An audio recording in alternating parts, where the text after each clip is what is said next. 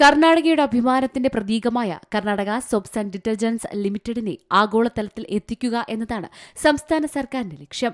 വ്യാപാരത്തിലും വാണിജ്യത്തിലും ഇതിനകം തന്നെ വർധനവ് ഉണ്ടായിട്ടുണ്ട്. മൈസൂർ സാൻഡൽ സോപ്പിന്റെ ബ്രാൻഡ് അംബാസിഡറായി നടി തമന്ന ഭാട്ടിയെ നിയമിക്കാനുള്ള കർണാടക സർക്കാരിന്റെ തീരുമാനം കർണാടകത്തിൽ വലിയ പ്രതിഷേധത്തിന് കാരണമായി. KSDL ബ്രാൻഡ് അംബാസിഡറായി നടി തമന്നയെ 2 വർഷത്തേക്ക് 6.2 കോടി രൂപ പ്രതിഫലത്തോടെ നിയമിച്ചതിനെതിരെ ചിലർ എതിർപ്പ് ഉന്നയിച്ചിട്ടുണ്ട്. കഴിഞ്ഞ വർഷം KSDLന് 1785 കോടി രൂപയുടെ വിറ്റുവരവുണ്ടായിരുന്നു. ഇതിൽ കർണാടകയുടെ പങ്ക് 18%. ബാക്കിയുള്ളവർ ആന്ധ്രാപ്രദേശ്, തെലങ്കാന, തമിഴ്നാട്, കേരളം, മഹാരാഷ്ട്ര എന്നിവിടങ്ങളിൽ നിന്നുള്ളവരാണ്. ഇത്രയും ഭാഷാ പ്രശ്നങ്ങളും മറ്റും നടക്കുന്നതിനിടെ കന്നഡ നടിയല്ലാത്ത ഒരാളെ എന്തിനാണ് തിരഞ്ഞെടുത്തതെന്നാണ് ഒരു വിഭാഗം ആളുകൾ ചോദിക്കുന്നത്. മൈസൂർ സാൻഡൽ സോപ്പ് 1916 മുതൽ ആരംഭിച്ച ബ്രാൻഡാണ്. 109 വർഷത്തെ ചരിത്രമുള്ള KSDL കർണാടകയുടെ അഭിമാനകരമായ ഒരു സംരംഭമാണ്.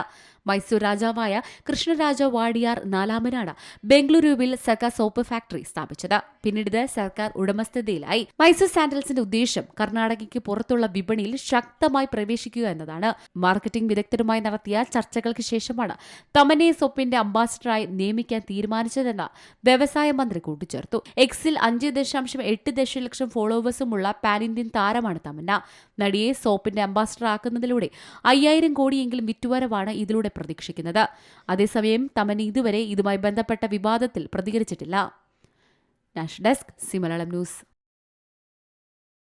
ഏറ്റവും പുതിയ വാർത്തകളും വിശേഷങ്ങളും വിരൽ തുമ്പിലറിയാൻ സി മലയാളം ന്യൂസ് എല്ലാ ഡിജിറ്റൽ പ്ലാറ്റ്ഫോമുകളിലും ലഭ്യം.